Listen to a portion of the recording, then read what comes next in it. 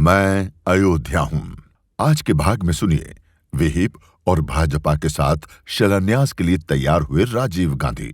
लेखक हैं दैनिक भास्कर के नेशनल एडिटर नवनीत गुर्जर। साल 1988 का बसंत केंद्र की राजीव गांधी सरकार के लिए पतझड़ की तरह था।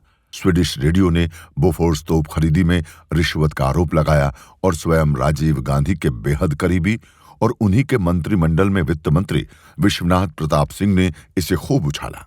अखबारों ने हेडलाइंस लगाए, बोफोर्स की तोपों में रिश्वत के गोले। जून 1988 में इसी माहौल में सरकार से अलग हुए वीपी सिंह ने इलाहाबाद उपचुनाव में कांग्रेस को हरा दिया।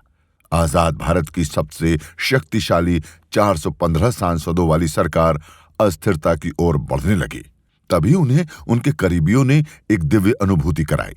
राजीव गांधी को सलाह दी गई कि बहुसंख्यक हिंदुओं की भावनाओं को ध्यान में रखकर जन्मभूमि पर मंदिर का शिलान्यास करा देना चाहिए। मार्च 1989 में लोकसभा के चुनाव होने थे। शिलान्यास में देवरहा बाबा की भूमिका अहम थी। वे अलौकिक पुरुष थे। उनकी उम्र के बारे में किसी को कोई अंदाज नहीं था। वे धरती पर नहीं रहते थे, हमेशा 12 फुट ऊंची मचान पर रहते थे। करीबियों की सलाह के बाद 6 नवंबर को राजीव गांधी देवरहा बाबा से मिलने वृंदावन गए। श्रीमती इंदिरा गांधी भी जब किसी समस्या से घिरती तो समाधान के लिए इन्हीं बाबा की शरण में जाती थीं।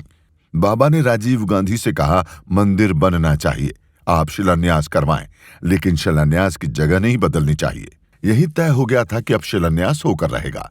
परमहंस रामचंद्र दास के नेतृत्व में धर्म संसद पहले ही शिलान्यास की तारीख 9 नवंबर तय कर चुकी थी। भाजपा उस वक्त महज 2 सांसदों वाली पार्टी हुआ करती थी। उसके लिए यह सुनहरा मौका था। राजीव गांधी शिलान्यास करवाकर चुनावी वैतरणी पार करना चाहते थे।